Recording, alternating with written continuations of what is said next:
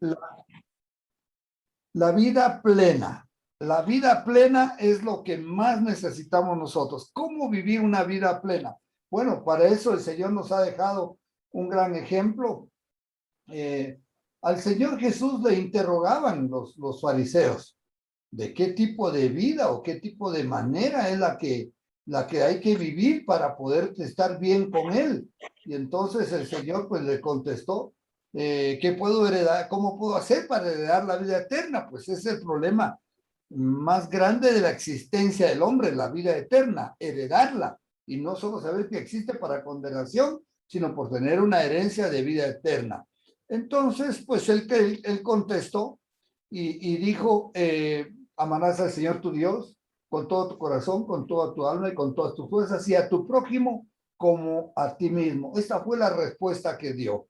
Entonces yo les quiero mostrar, dijo este hombre, para justificarse, respondió, le dijo el Señor, bien, has respondido, haz esto y vivirás. El hombre había contestado perfectamente las escrituras, es decir, no ignoraban que amar a Dios sobre todas las cosas era lo más importante y al prójimo como a sí mismo. Y Jesús dijo y concluyó, en estos dos se resumen la ley y los profetas.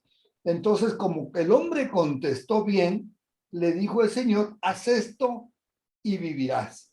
Es decir, si quieres la vida eterna, ama al Señor tu Dios con todo tu corazón, con toda tu alma y con todas tus fuerzas, y a tu prójimo como a ti mismo, y si haces esto, vivirás. Wow, parece que ya tenía la respuesta, pero él, aquí dice así, pero él queriéndose justificarse a sí mismo, sí, él buscaba una justificación para él. ¿Qué irán a hacer los demás? Pero él quería justificarse porque no quería verse en el dilema de estar seguro de que está haciéndolo, especialmente con el prójimo. Porque con Dios, pues todo el mundo dice, yo lo amo, yo lo requiero. Pero al prójimo, ahí la cosa se pone más difícil. Entonces él dijo a Jesús, ¿quién es mi prójimo?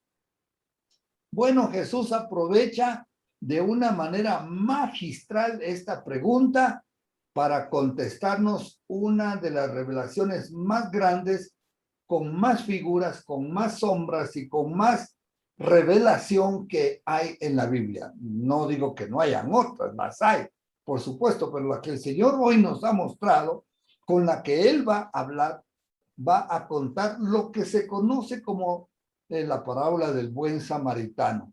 Sí, bueno, no está mal el título, pero vamos a la parábola para que nos diga. Sin embargo, primero analicemos algunas cosas que Jesús contestó acá. Primero Jesús, la afirmación de Jesús, has contestado bien, ¿sí?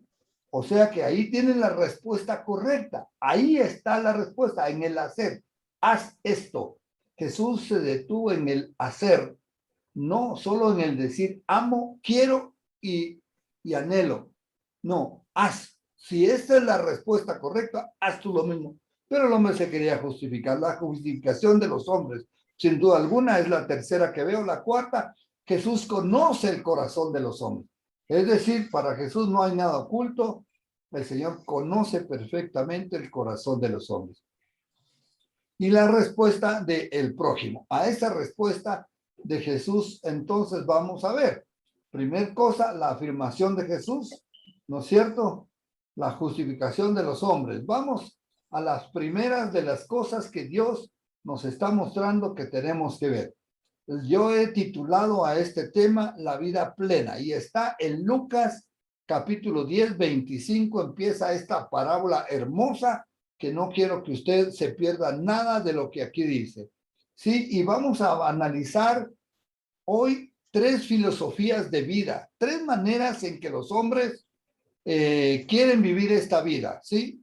Por supuesto, usted les pregunta, ellos van a decir, bien, yo quiero hacer todo bonito, quiero hacer bien, pero en la realidad, ¿sí? Vamos a analizar lo más feo del hombre. Y algunos de ustedes se preguntarán, bueno, veámoslo, a ver qué es esto lo más feo del hombre. Lo más feo del hombre es el hombre que dice, lo tuyo es mío y si es necesario, te mato para obtenerlo. Esto es horrible, sabemos que es el propio demonio gobernando la vida del hombre, diciendo, yo quiero todo, esto es mío y yo, si es necesario, voy a matar para obtener lo que yo creo que es mío. El otro, este es un poquito más chévere, suena lógico, lo mío es mío, ¿sí? Y dice, y yo no lo comparto con nadie. Él considera que como le costó y como ha sido el que ha luchado por todo lo que tiene, ¿cómo lo voy a compartir con alguien? Y el último, que vamos a ver esa tercera filosofía de vida que viven los hombres, usted rápido se va a ir identificando con cuál de estas tres. Espero que con la primera no, pero bueno, vamos a analizarlo. Lo mío es mío, tómalo si quieres. Esta es la tercera filosofía de vida de ciertos hombres.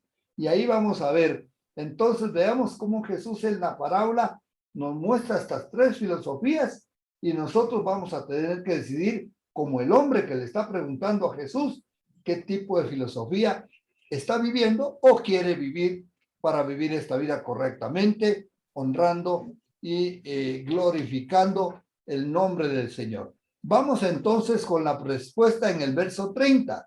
Respondió Jesús y dijo, le va a poner una parábola para darle la respuesta, ¿quién es mi prójimo?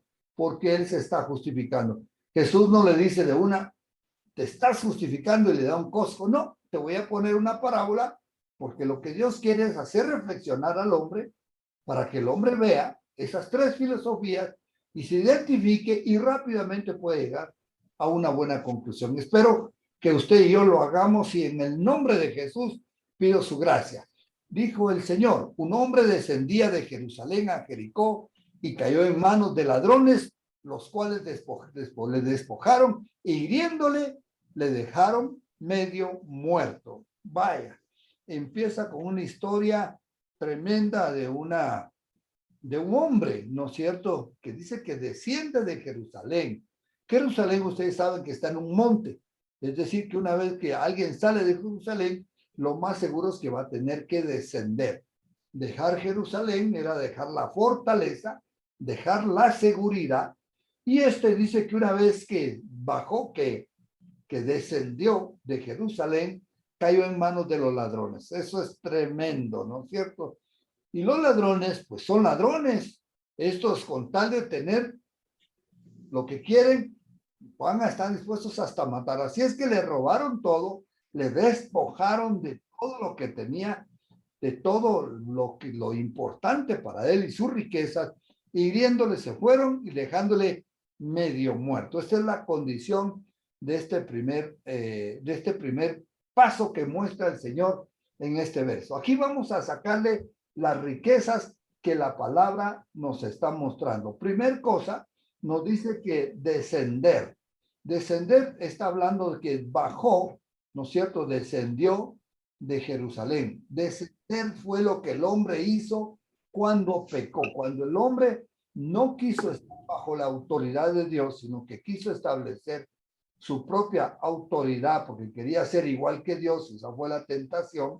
Entonces él descendió de estar con Dios al mundo, ¿no es cierto? Segunda cosa, de Jerusalén a Jericó, pues ese es el lugar físico, ¿no es cierto? De la Nueva Jerusalén a Jericó, donde no habían los paganos. Segundo, sin embargo, el hombre lo que hizo fue, queriendo ser igual que Dios, lo que le pasó fue que él cayó de la gracia, cayó de la bendición de haber estado en una comunión tremenda con Dios. Él cayó de esta relación y por supuesto en manos de ladrones. El hombre se puso en las manos del mismo diablo. Una vez que pecó, el pecado está dentro del hombre y es el diablo entonces el que empieza aprovechándose de ese pecado y que ya no tiene una relación con Dios, porque el hombre ya perdió al descender esa relación con Dios, pues está en mano. Y después dice que el ladrón, por supuesto, lo que va a hacer es despojarle. Le despojó de lo más importante. ¿Qué fue lo que el hombre perdió? Lo más importante fue su relación con Dios. Recuerde que en el Edén el hombre se veía cara a cara con Dios. Estaba en una relación íntima y poderosa con Dios y él la menospreció por querer ser igual que Dios y no haber obedecido, obviamente, y cayeron en la tentación y fueron despojados, fueron sacados del Edén, fueron puestos afuera. Ya no tenía más porque ellos en sí mismos habían muerto, ¿no es cierto?, en su relación con Dios y en esa relación espiritual que tenía.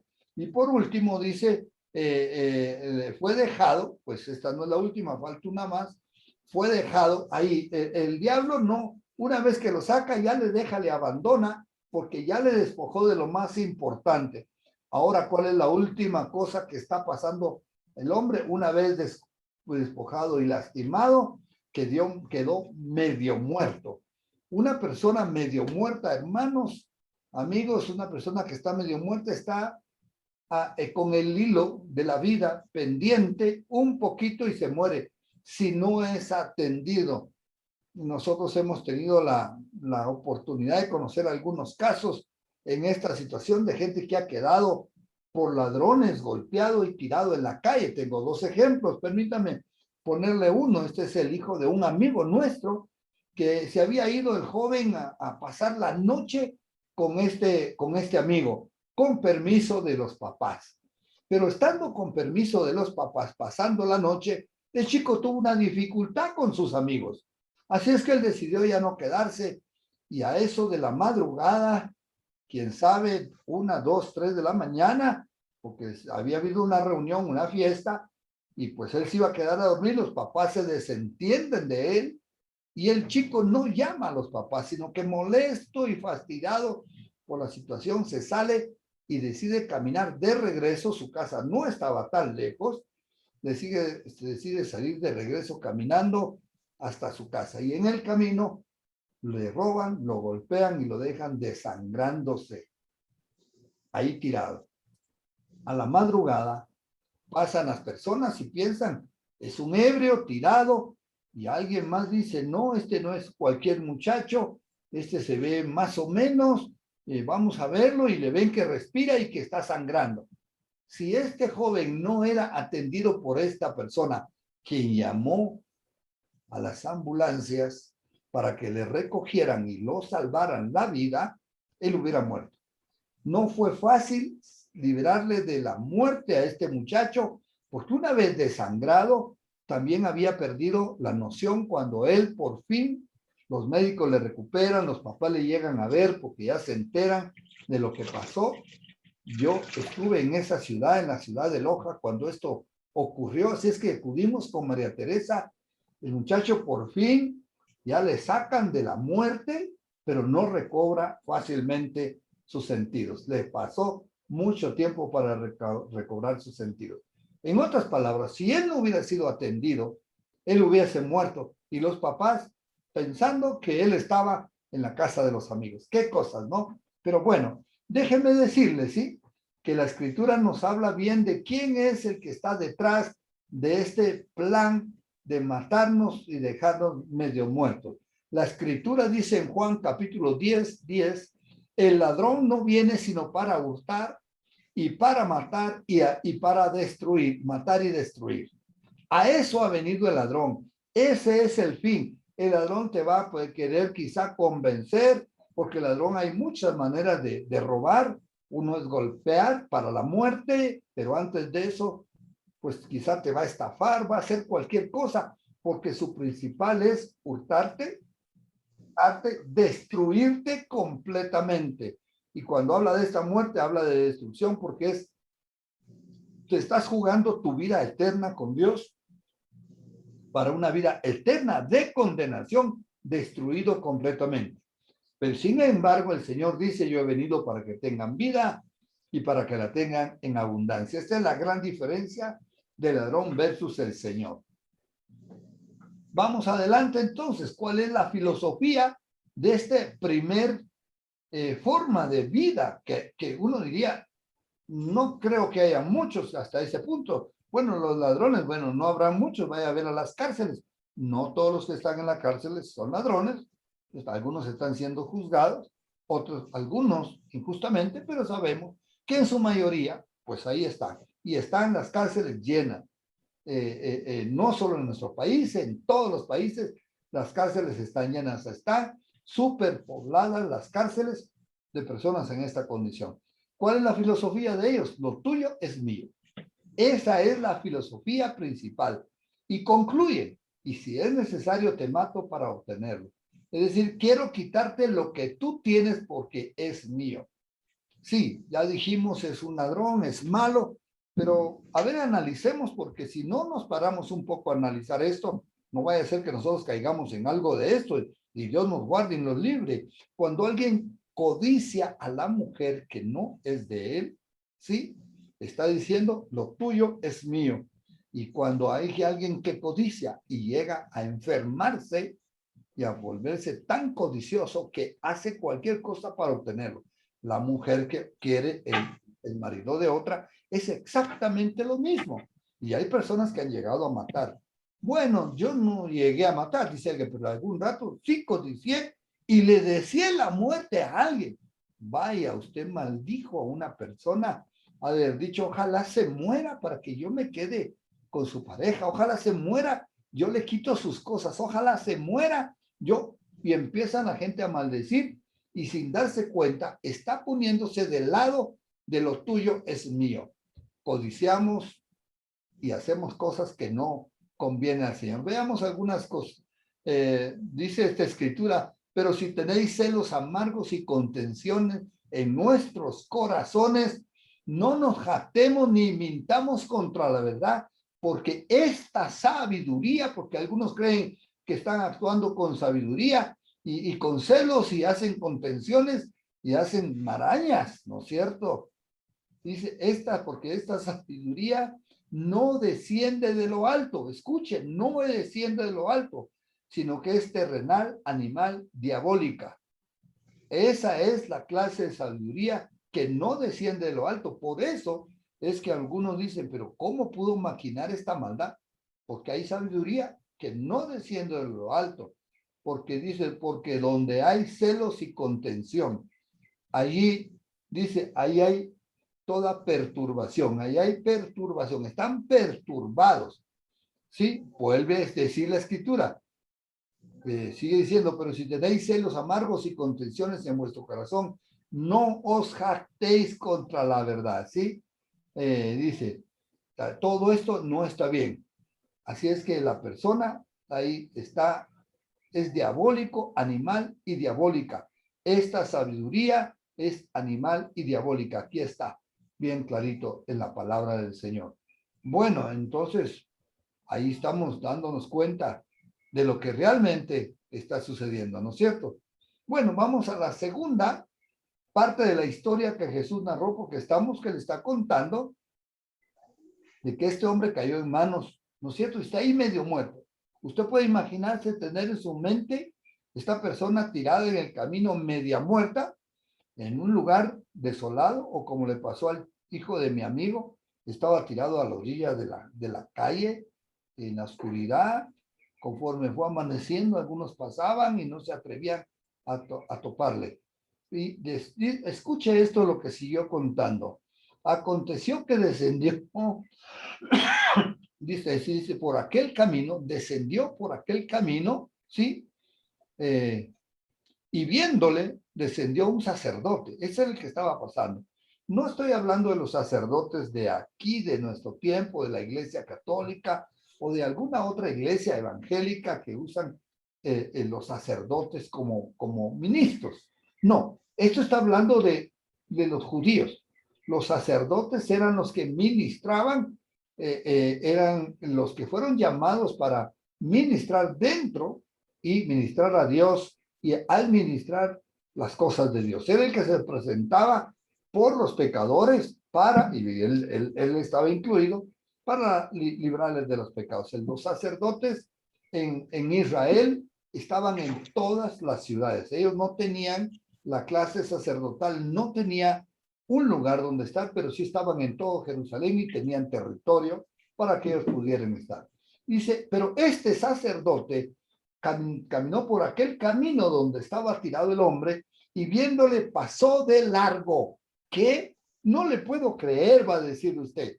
¿Ah? Otra vez, yo no soy de esos malos, pero aquí tampoco, pues ¿cómo es posible que si es sacerdote, ¿ah? Entonces sí les echamos las culpas, que los que tienen que hacer esa clase de cosas son los sacerdotes, ¿no? Para eso se les paga, para eso están, se supone, ellos deberían decir, ¿y cómo es posible que este sacerdote viéndole pasó de largo? Así mismo, dice, de la misma manera pasó un levita, este no era sacerdote, pero era del estudiante a sacerdote. Ay, esto me hace pensar que hay personas que no son pastores y siempre están, ven lo que hacen los pastores. Si yo fuera el pastor, si yo fuera, ¿lo harías? ¿Realmente lo harías? Ah, bueno, si lo harías, felicitaciones. Veamos aquí mismo este caso, asimismo un levita llegando cerca de aquel lugar y viéndole pasó de largo. Hizo lo mismo, bueno, no exactamente lo mismo. El sacerdote lo vio y pasó de largo, ni siquiera se acercó. Este llegó más cerca del lugar. ¿Es más curioso? No. ¿Es mejor intencionado? Tal vez sí, pero de buenas intenciones no se salva nadie.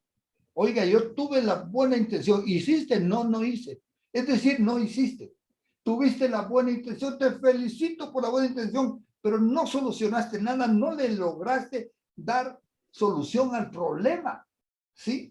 Llegaste cerca del lugar, él te llegó cerca del lugar y viéndole pasó de largo. Bueno, estos dos practican la misma filosofía, aunque los dos echan la culpa el uno al otro. Ah, el uno dice, el otro debería hacer, o yo te mando para que vos hagas, pero a la final ninguno de los dos hace. Y el tipo está medio muerto, se está muriendo si no recibe un auxilio. Así está como esa persona media muerta está la humanidad. Si la humanidad que se está desangrando, está de acuerdo conmigo, ¿verdad? Ah, ahora sí se da cuenta cómo las figuras y las sombras se van cumpliendo en esta escritura. Si la humanidad que se está desangrando está muriendo y usted es un aspirante al cielo, ¿ah? Usted es parte de los que van al cielo como el sacerdote. El sacerdote, pues, obviamente mayor condenación tendrá, dice la escritura, pero si nosotros somos parte de esta filosofía y no hacemos nada, estamos igual con él. ¿Y cómo es que funciona esta filosofía? ¿Cómo le hemos llamado a esta filosofía? Esta filosofía dice, lo mío es mío y no lo comparto con nadie. ¿Qué le parece? ¿Ah? Bueno, tiene cierta lógica.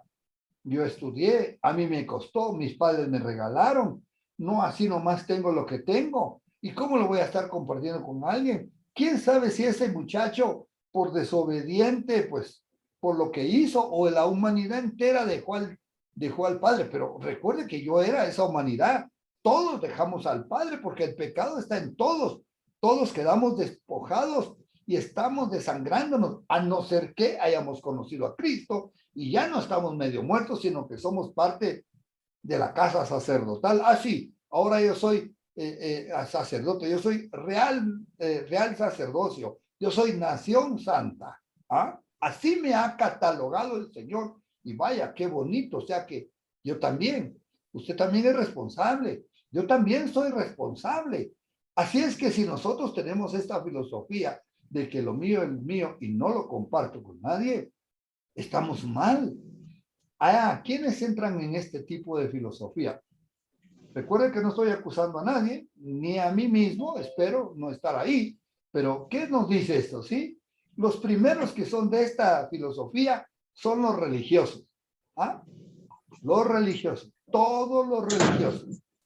¿Sí? Porque Dios no vino a establecer una religión, Dios vino a establecer una relación con Él y una iglesia viva de hombres y mujeres que son sus hijos y que somos parte de esa iglesia gloriosa. Pero cuando uno se hace dentro de la católica, dentro de la evangélica, dentro de cualquier lugar, te conviertes en un religioso, es decir, defiendes tu religión a capa y espada y no estás defendiendo a tu Dios, ni siquiera la Biblia, ni siquiera sabes lo que dice, defiendes una religión, te metes en el grupo religioso porque quieres aparentar, porque crees que eres parte, porque crees que lo tuyo es tuyo y no lo quieres compartir con nadie. Los religiosos. Vaya, espero no estemos en este grupo. Primero, líbranos, Señor, de caer en religiosidad. Segunda cosa, los tibios.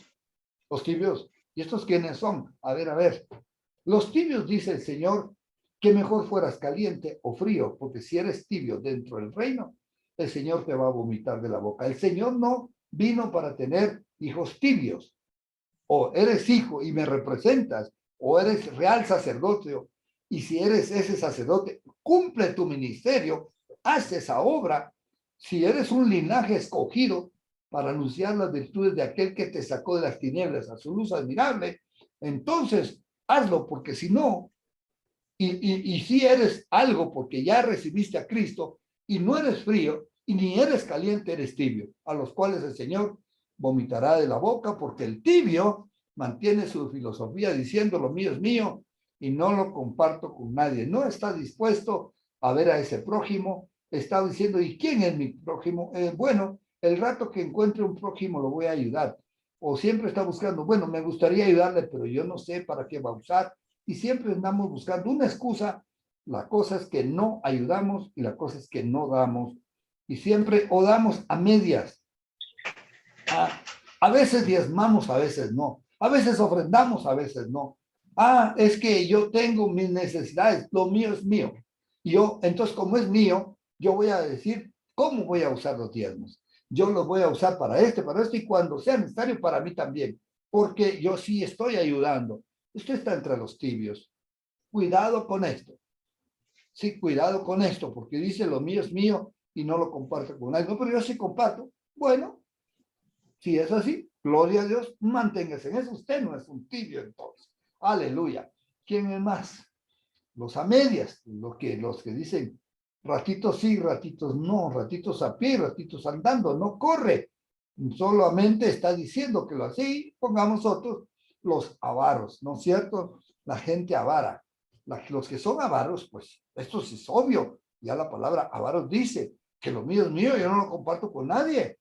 ¿Sí o no? Esto se encaja muy bien. Aquí hay una escritura que lo dice, ningún siervo puede servir a dos señores. Escuche esto. Si usted dice que es siervo o está entre los calientes, o mejor debería estar entre los tibios, porque si están los tibios andamos mal. Ningún siervo puede servir a dos señores. No podemos servir a dos señores. Tenemos que estar claros quién es nuestro Señor. Dice, porque o aborrecerá al uno y amará al otro, o estimará al uno y menospreciará al otro. Tarde o temprano la persona que vive en esta dualidad, en esta tibieza, y no se define por ser una persona de Dios, y está ahí por ratitos, sí, diezmo no doy, es que me dijeron, es que busco excusas, busco doctrinas que me amparen para no dar. No podéis servir a Dios y a las riquezas. ¿Por qué? Porque las riquezas te están siendo tu Señor, se conviertes tu otro Señor, ya sea tu religión, te escudas en la religión, te escudas en cualquier cosa, pero no eres de Dios. ¿Por qué? No estás haciendo lo que Dios te llamó a hacer. Muy bien, vamos, dice que al oír, los fariseos oían estas cosas. Cuando Jesús decía, al oír todas estas cosas, los fariseos que eran avaros, escuche, cuando los fariseos escuchaban a Jesús, sí, decir estas cosas. ¿Cuáles cosas? Que de este siervo, ¿no es cierto? Que tiene dos señores, no puede quedarse con uno solo. Al oír estas cosas, que los fariseos, y eran avaros, se burlaban de Jesús. Entonces agarran de chiste. No, qué tontera, vea qué están hablando, qué tontera, no. Y la burla es para Jesús y su palabra, Jesús y sus valores, Jesús y sus principios, porque lo toman de burla y lo toman de chiste, y de que se están burlando no es de uno, es de Dios, es del Señor, ¿sí? Jesús les contestó y les dijo, vosotros sois los que os justificáis a vosotros mismos delante de los hombres, mas Dios conoce vuestros corazones. Es decir, si el hombre se quiere justificar, solo delante de sí mismo, porque delante de Dios conoce los corazones, porque lo que los hombres tienen por sublime, delante de Dios es abominación. Vaya, qué tremendo. ¿Sí? Bueno, vamos a la tercera filosofía. Vamos al tercer personaje que aparece. Bueno, no personaje, sino tipo de hombre, porque en el anterior habían dos, ¿no es cierto? Primero vimos al ladrón, ese no soy, espero. ¿Seguro? Sí, espero que no. La tercera, la segunda es estos dos que andan en esta manera de vivir. Dicen ser sacerdotes y no hacen su papel. Dicen que los sacerdotes hacen mal, los otros, los levitas, pero tampoco hacen. Se acercan, critican, dicen, hablan más, pareciera que estos iban a hacer, pero a la hora de la hora no están haciendo tampoco. Pero vamos a ver al tercer hombre. ¿Quién es? Escuche esto, pero un samaritano que iba de camino vino cerca de él y viéndole. ¿Ah? Es decir, este samaritano, recuerde que los samaritanos podían haber sido judíos y muchos de los judíos no se querían llevar con ellos porque decían que los samaritanos no eran tan puros como ellos, porque Samaria se había mezclado con los de Siria. Y aunque algunos podían decir que sí eran puros israelitas, ¿no es cierto? Los patacones son buenísimos. Los judíos ya los habían desechado. Pero este samaritano que precisamente iba de camino, vino cerca de él. Este también no pasó, sino que se acercó, vino cerca de él y viéndole. Ahora, ¿qué va a hacer este? El otro dice que viéndole pasó de largo, los dos pasaron de largo. Ahora veamos este tipo de hombre diferente. Viéndole dice, vino a misericordia. ¿Qué le parece? Que este ya viéndole fue movido a misericordia. Así es que si este fue movido a misericordia, este es otro tipo de hombre. ¿Qué va a hacer ahora? Si es movido a misericordia, se está metiendo en problemas. Mijo, váyase, déjenlos ahí tirados. ¿Para qué se está metiendo en problemas? Usted haga lo suyo con lo suyo. Algunos papás, pero otros papás se asustan cuando ven que los hijos se están metiendo a ayudar al pobre, al necesitado. ¿Ah? Pero dicen, Dios ayúdalo, Dios bendícelo. Qué difícil, ¿de dónde irá a sacar? Pero, padre, tu hijo, mi hijo está haciendo esto, ayúdale. Ah, este samaritano entonces empieza a tener a favor las oraciones de aquellos que ven que estás haciendo bien. Está teniendo el favor de Dios. Está empezando a caminar muy diferente, ¿sí? Vamos a ver, un samaritano. ¿Qué le parece que el personaje que ahora es movido a misericordia es un samaritano?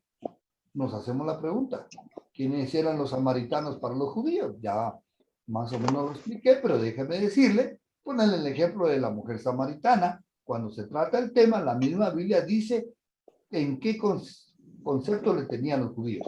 La mujer samaritana le dijo, ella ya sabía, como tú le dice a Jesús, siendo judío, ¿ah?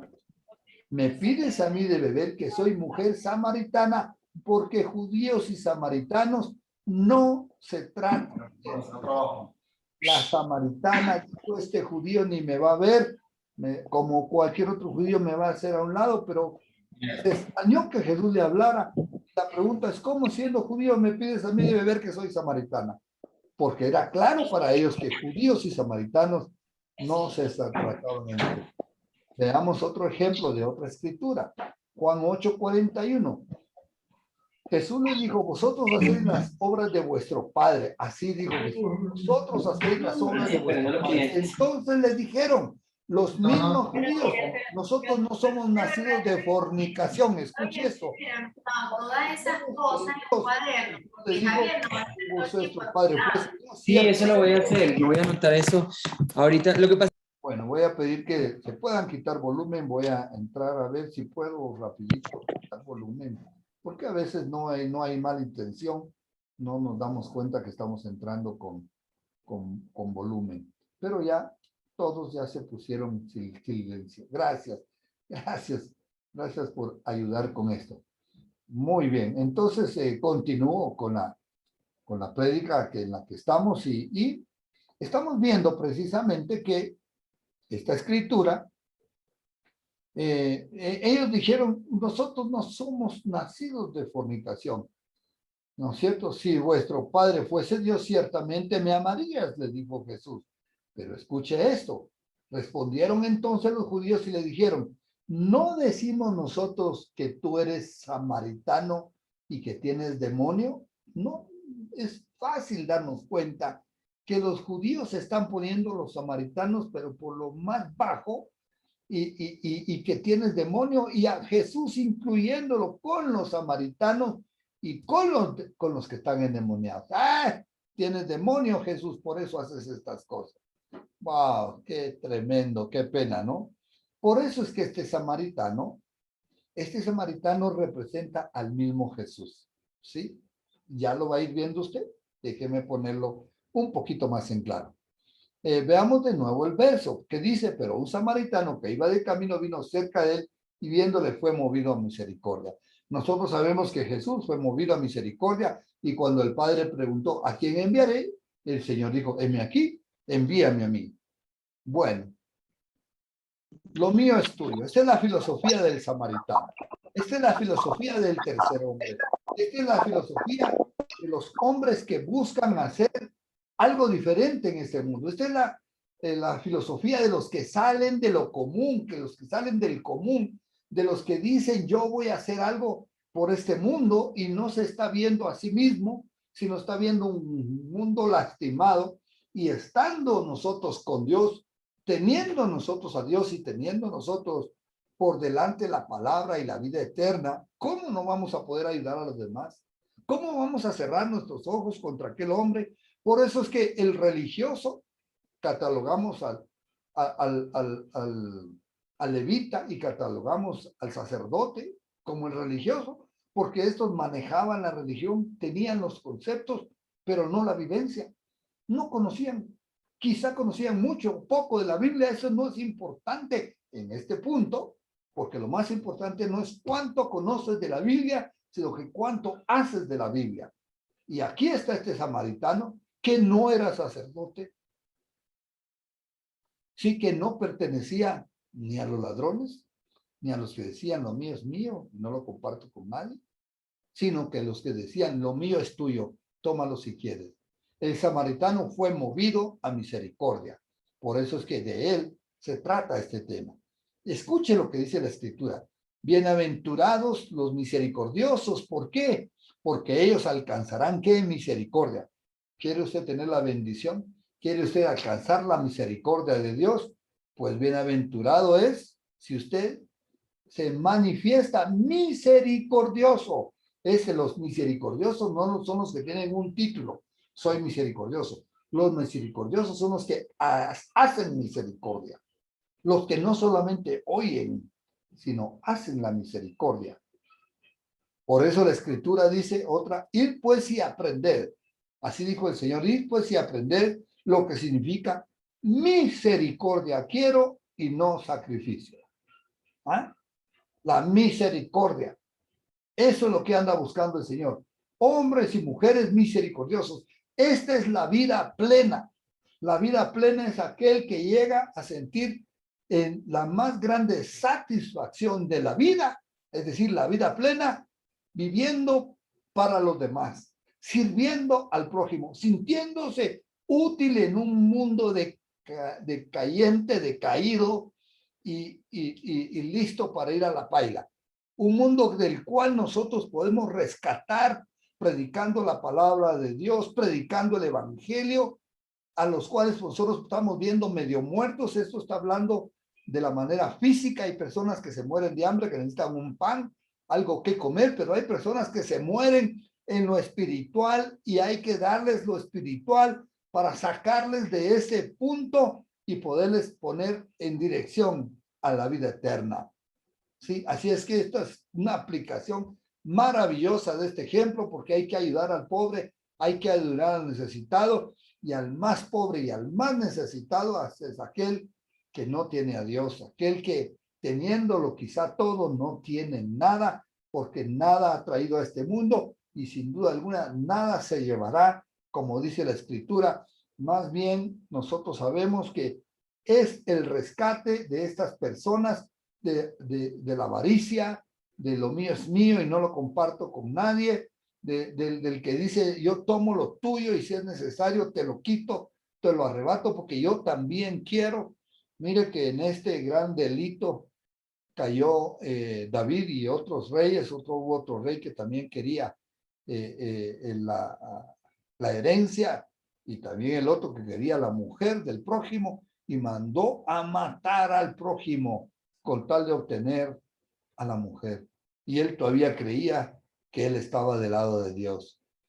El arrepentimiento es el camino que nos lleva a cambiar de estilo de vida. El arrepentimiento y una búsqueda con Dios y el perdón de nuestros pecados y Dios en nosotros, la esperanza de gloria, ese Cristo en mí, la esperanza de gloria, es la que puede hacer de este hombre limitado, este hombre que ha codiciado, este hombre que ha deseado mal, este hombre que ha sido un pecador.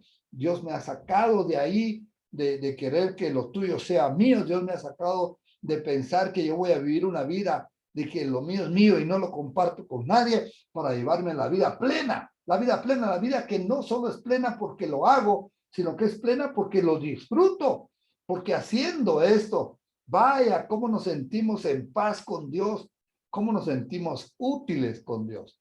Usted sabe que el hombre quiere sentirse útil, ¿no es cierto? Bien, yo le voy a contar un ejemplo. Cuando yo no era cristiano, era un muchacho, yo me quería sentir útil porque siempre era todo para adentro, ¿no? Todo para el beneficio. Así es que yo entré en los Boy Scouts. Cuando estuve con los Boy Scouts, había que hacer una obra buena al día. Y nosotros decíamos, ¿qué vamos a hacer bueno al día? Algo que sea bueno, que marque que sea bueno para que se sepa que sí estoy haciendo algo bueno. Así es que en una oportunidad hubo una inundación y se tapó la calle completamente. La vereda era alta y la calle ya se había inundado todo hasta el otro lado. Y había un viejito que quería pasar, un viejecito quería pasar del otro lado. ¿Qué? Si se metía en la corriente se lo iba a llevar o se podía ahogar en esa agua lodosa, fanganosa. Entonces con un amigo dijimos, esta es nuestra oportunidad de hacer algo bueno. Y agarramos de brazo a brazo y así cargadito como que estuviera sentado en nuestros brazos en una silla, nosotros nos metimos con el agua casi hasta la cintura y pasamos del otro lado venciendo la fuerza de la corriente y le entregamos al hombre del otro lado, sanito, seco. Y nos regresamos, por supuesto, nosotros no íbamos por allá, nos regresamos de nuestro lado, empapados, sucios, pero satisfechos. Usted no se imagina ese día, qué alegría. ¿Cómo no hacer que todos los días sean una alegría? Haciendo una obra al día, haciendo muchas. Este mundo tiene muchas necesidades. Aquel día yo lo hice por un compromiso que había hecho con el grupo de muchachos de los Boy Scouts. Pero hoy mi compromiso no es con un grupo, mi compromiso es con Dios. Mi compromiso no es de una obra, mi compromiso es de una vida, amando, viviendo, cuidando, respetando a los demás. Vamos y aprendamos lo que significa misericordia quiero y no sacrificio. Y pues y aprender lo que significa misericordia quiero y no sacrificio. Vamos a ver, Marcos dice, y salió Jesús y vio una gran multitud. Este es nuestro Señor Jesús. Mire cómo Él nos enseñó. Él iba a descansar. En esta escritura, Él se había ido por el mar de Galilea, por el lago, mar de Galilea, con sus discípulos, iban a descansar. De haber estado sirviendo y trabajando, ellos iban a descansar. Qué chévere, ¿no? Por fin un día de descanso de Jesús y sus discípulos. Pero cuando salió, vio una gran multitud que habían corrido porque se enteraron a dónde iba, y la multitud desesperada corrieron para escuchar a Jesús. ¿Qué necesidad hay en este mundo tan grande? Y el Señor que le dijo, ahorita vengo a descansar, aguántense, espérense, mañana les atiendo. No dice, cuando vio la gran multitud, tuvo compasión de ellos.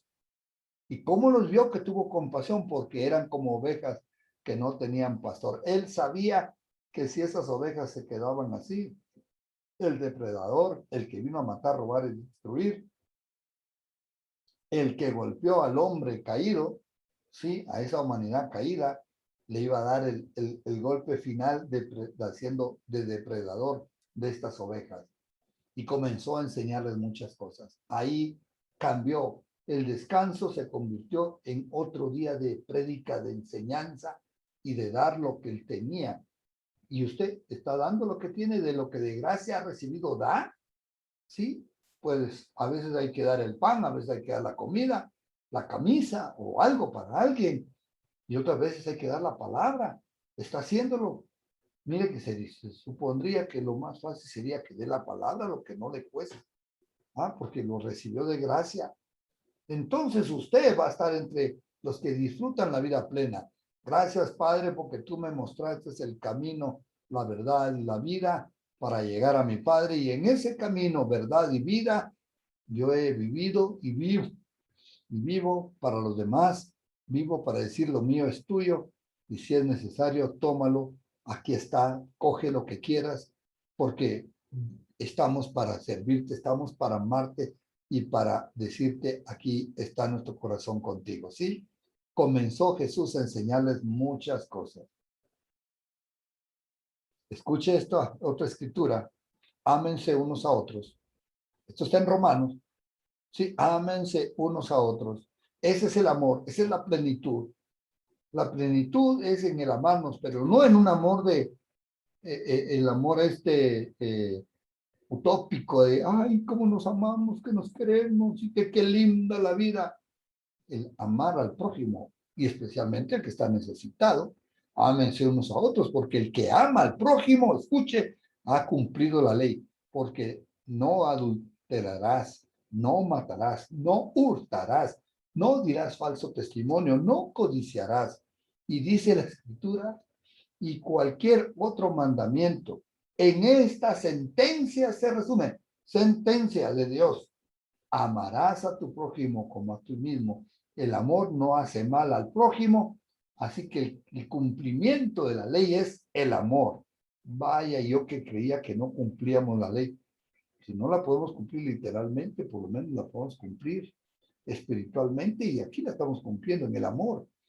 Cuando vivimos amando al prójimo, cuando vivimos predicando, haciendo, llevando la verdad, sacando a aquellos que están metidos en las drogas, en el pecado, que están metidos en el adulterio, ¿qué decirle más? En la pornografía, en el robo, en todo lo malo que hay. Cuando tú sacas a alguien del alcoholismo, de las drogas, de algún vicio, tú estás rescatando a esta persona para vida eterna. ¿Sí? Aquel evento nunca lo voy a perder de mi vida, haber hecho un bien en toda una adolescencia y toda la vida. Bueno, pude haber hecho uno que otro más, pero no se trata de eso. Con el Señor nosotros tenemos una vida para vivirla por los demás, una vida comprada con sangre por mi Señor, para vivir amando al prójimo. ¡Aleluya! Y entonces el samaritano, ¿qué hizo una vez que se acercó? Y acercándose, vendó sus heridas, echándole aceite y vino y poniéndole en su cabalgadura, lo llevó al mesón y cuidó de él.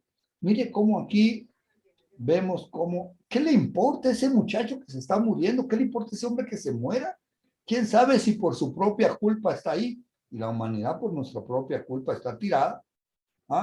Pero eso que haya sido por la propia culpa del hombre y su propio pecado haber caído, ¿no le vamos a rescatar? Si Jesús hubiera dicho eso, jamás hubiera venido. Por eso es que Jesús representa a este samaritano, porque él no solamente se acercó, sino que vino el Señor y vendó nuestras heridas. Él puso aceite y les echándoles aceite, que es símbolo del Espíritu Santo, vino de la sangre de Cristo, y que nos limpia de todo pecado, y poniéndole en su cabalgadura, él se hizo pobre para que nosotros seamos enriquecidos, lo llevó al mesón, que es la iglesia, ¿no es cierto? Y cuidó de él hasta que él regrese. ¡Qué hermoso!, ¿no es cierto?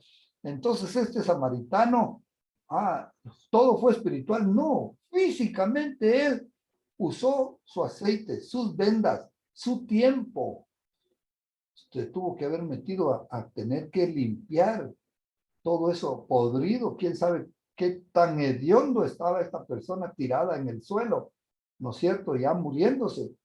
Y entonces le puso lo mejor, el vino y el aceite, que eran los productos caros de aquel tiempo, le puso en su cabalgadura, es decir, él dejó de cabalgar, él con el derecho que tenía a estar subido en el caballo, en la yegua, en el mulo, lo que usted quiera, y le puso en su cabalgadura y lo llevó al mesón, le llevó a un lugar que se le cuidara, ¿sí? Y cuidó de él le cuidó y cuidó de él. Qué cosa más hermosa, ¿no es cierto? Veamos entonces lo que hizo. Vendó nuestras heridas, le puso aceite, vino y él se hizo pobre para que nosotros fuéramos enriquecidos, dice la escritura. Y dice las figuras de las vendas, el aceite, el vino, que ya vimos. Y dice, poniéndole su cabalgadura, le llevó al mesón. Y, por último, cuidó de él. Espero que esté tomando nota porque esto es lo que a nosotros nos toca hacer, porque nosotros seguimos las pisadas de nuestro Señor Jesucristo. Le dijeron, bien decimos nosotros que era samaritano. Jesús utilizó una figura de un samaritano para que vieran los judíos que un samaritano hizo lo que ni siquiera estaba haciendo un sacerdote ni un levita. ¿Qué le parece? Bien, continuemos. Esta escritura es hermosa que dice, porque ya conocéis la gracia de nuestro Señor Jesucristo, que por amor a vosotros o nosotros se hizo pobre siendo rico. Sin duda alguna lo era, tenía todo en el cielo, siendo rico, para que nosotros, dice, con su pobreza, haciéndose el pobre, con su pobreza, nosotros fuésemos enriquecidos. Es decir, él se quitó lo que tenía para que nosotros saliéramos bien. Lo dio todo, dio hasta su última gota de sangre. Y dio su vida por nosotros. Hermoso. Segunda de Corintios 8:9. Mire lo que hizo el samaritano. Es decir, lo llevó al mesón y cuidó de él. Otro día al partir, bueno, el samaritano se tenía que ir. ¿Cuántos saben que Jesús no se quedó aquí todo el tiempo?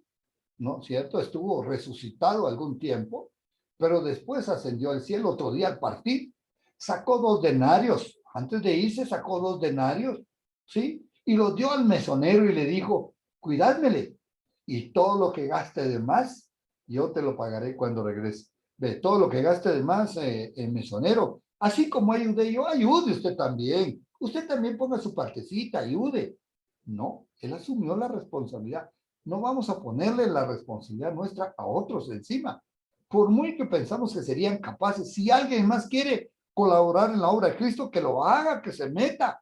Pero usted haga lo suyo, sin importar ni viendo a quién, ni quiénes más están haciéndolo bien, para no estar como el otro criticando al que no hizo y tampoco hizo. Cuando yo sea, voy a hacer. Y llegó el yo soy y tampoco hace. Otro día al partir sacó 2 denarios. Bueno, vemos que dio de su dinero, un denario es el salario de un día de trabajo. Veamos las escrituras que nos van a ayudar a comprender esto que hizo el samaritano. Dice, porque el reino de los cielos, escuche, es semejante a un hombre, padre de familia, que salió por la mañana a contratar obreros para su viña y habiendo convenido con ellos, con los obreros, en 1 denario al día, les envió a su viña. Es decir, que si el samaritano le dio 1 denario y dejó 2 denarios, y 1 denario es el salario de un hombre de un día, es decir, este dejó el salario de un hombre para que le cuidara un día y dejó para un segundo día, ¿sí? Y ya va a ver por qué, porque esto tiene un significado también tremendo. Y dijo, cuando yo regrese, sí tardaré, dejó abierto una posibilidad, yo te lo pagaré cuando regrese. Él dice, todo, yo me voy a encargar, porque es mi responsabilidad, no la de nadie más. Muy bien, dice, mas oh amados, aquí está la explicación bíblica, mas oh amados, no ignores esto, que para con el Señor un día es como 1000 años y 1000 años como un día. ¿No? Aquí nos está diciendo entonces que si él dejó el salario de un día y dejó de 2 días, y que un día es como 1000 años, y entonces eso quiere decir que un día es como 1000 años y 2 días es como 2000 años. Es el Señor Jesús que vino a curar la iglesia, la dejó establecida en el mesón que es la iglesia, al hombre lo levanta, lo establece, lo cura, lo levanta y dejó pagado por su vida. Es decir, la iglesia está cubierta por Cristo, cubierta espiritualmente y cubierta físicamente. Yo no he visto justo desamparado, ni su simiente que mendiga pan, dice la Escritura. Así es que lo que tenemos que hacer es vivir una vida de creerle, de volver a decir, Señor, perdóname si yo he estado en que lo tuyo es mío y si es necesario te quito, o si yo he estado en que lo mío es mío y no lo comparto con nadie, si yo no he tomado en serio la iglesia y los valores cristianos para vivir una vida plena de satisfacción y más estoy pensando en mí. Señor, permíteme vivir una vida para los demás, para amar y para servir a los otros, al prójimo. ¿Ah? El Señor no retarda su promesa. Está hablando del regreso. Por eso, ¿no es cierto? Según algunos lo tienen por tardanza, sino que es paciente para con nosotros, no queriendo que ninguno perezca, sino que todos procedan al arrepentimiento. Ahí nos clarifica bien la palabra de Dios, que cuando habla de 1000 años, es como un día y un día con 1000 años, está hablando de su segunda venida, porque está diciendo el Señor no retarda su promesa de regresar por la iglesia. Según algunos creen que se está tardando. Más bien, dele gracias a Dios que le está haciendo paciente para que más se arrepientan y su papá, si no conoce a Jesús, usted le predique, su hermano, su primo, su amigo, su vecino, para que vengan al Señor. Muy bien, entonces ya tenemos esta. Dice, para que todos procedan al arrepentimiento. El Señor quiere que todos se arrepientan. Muy bien, esto está en segunda de Pedro 3, 8 al 9. Digamos, ¿quién pues de estos tres? Ahora Jesús terminó la parábola, ya terminó de hablar de los tres. Habló, bueno, de las tres filosofías, pero los personajes son el que cayó en manos, los ladrones, 2, ¿no es cierto? 3 y 4 son los levitas y el sacerdote, y el quinto es el samaritano. Bueno, pero las tres filosofías de vida ya las vimos. Está el otro que es el que fue herido, que es que ya dijimos que es la propia humanidad, ¿no es cierto? Dice, Jesús entonces invierte la pregunta. Dice, Jesús le invierte la pregunta, yendo al beneficiado, primero preguntando, ¿quién de estos tres es el benefactor de este pobre hombre ya casi muerto o medio muerto? Esa es la pregunta que está haciendo. Bueno, entonces el otro que está escuchando la historia, que es una historia clarita, bien clara, él dijo, ¿qué dijo? El que usó de misericordia con él. Sí, este es el prójimo. Ve pues, le dijo el Señor, y haz tú lo mismo. ¿Qué respuesta le dio el Señor? Ve pues y haz lo mismo. Lo mismo que le dijo desde un principio, pero el otro quería decir, ¿y quién es el prójimo, ¿no? Y por el prójimo es que el Señor da toda esta historia que nos deja toda esta riqueza y qué bendición. Jesús no está perdiendo el tiempo diciéndole, hombre, no te hagas el loco, bien sabes quién es el prójimo, haz lo mismo. Le dijo desde un principio, haz tú lo mismo, haz esto y vivirás. Ama al Señor tu Dios con toda tu fuerza, con todo tu corazón, con toda tu alma, y a tu prójimo como a ti mismo, haz esto y vivirás.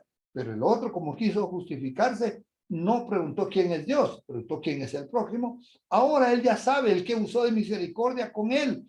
Entonces Jesús le dijo, ve y haz tú lo mismo. Haz lo mismo. El hacer, hermanos, de la palabra es solamente esto lo que necesitamos. Por eso es que la Escritura nos dice, pero sed hacedores de la palabra y no tan solamente oidores, engañándonos a nosotros mismos. Veamos la respuesta del hombre. A ver si entendió. Veamos su respuesta. ¿Quién va a ver su respuesta? Yo no. Usted no tiene que decirme a mí. Espero que sí le diga a Dios su respuesta. Espero que su grito de su respuesta a Dios se escuche en las acciones de lo que usted va a hacer de aquí en adelante. Respondiendo entonces, los judíos le dijeron,